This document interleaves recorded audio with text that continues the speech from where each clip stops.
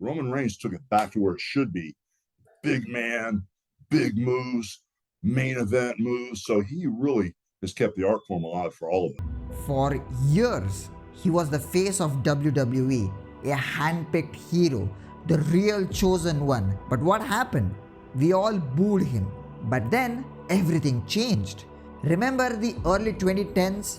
WWE saw him as their modern day John Cena. He was presented as an unstoppable force, a heroic figure, and he was just conquering it all. Since the Shield breakup in 2014 to 2019, Roman Reigns wrestled 529 singles matches. He won 469 matches. That's nearly 90%. That's how much he was pushed down our throats. But we the fans, we had other ideas.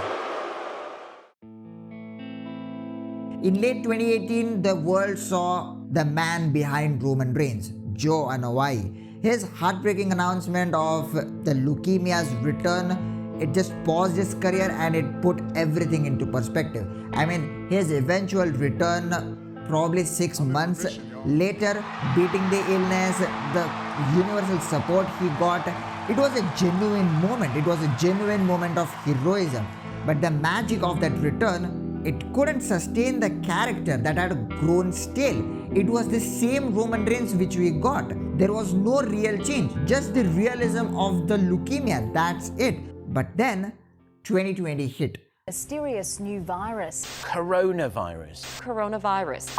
WWE, like all other sports, they were forced to adapt. But for Roman Reigns, this challenge would become his greatest opportunity. There was a seed of reinvention that could finally grow, and reinvent he did. SummerSlam 2020.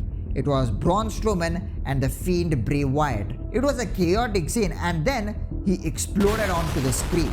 He was brutal, he was intense, he was almost unhinged. It was destruction. I mean, the voice of Michael Cole still echoes in my head, and it was a perfectly captured moment. It was official. The heel turn was complete. This was it.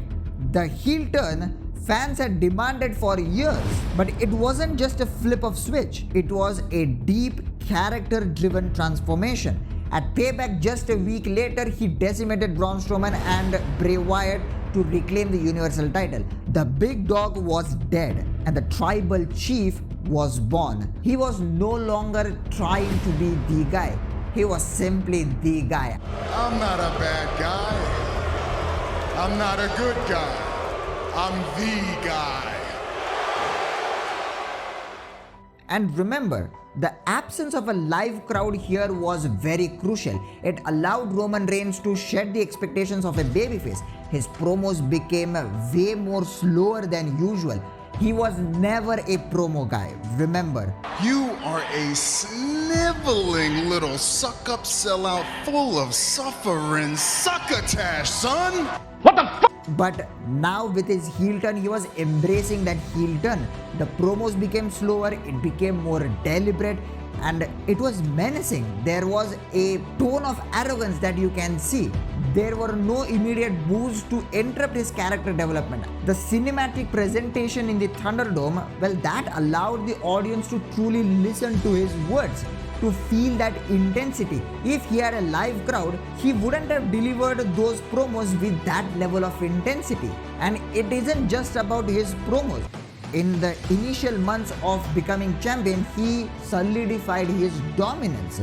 Every victory was a statement. He was an emperor. He broke his family, he destroyed his rivals, all for the sake for his kingdom. The tribal chief wasn't just a heel turn, it was a masterclass in character evolution, perfectly timed with a unique era in wrestling history. It set the stage for an unprecedented reign, but more importantly, it laid the foundation for one of the most captivating storylines that WWE had seen in decades.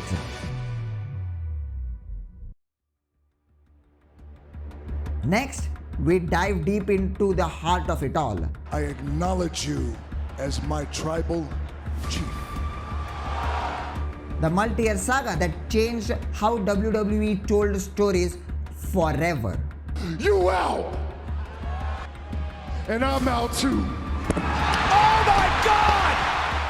As usual, I am Hari from Wrestling Scenarios signing off, and I will see you guys soon in the next one.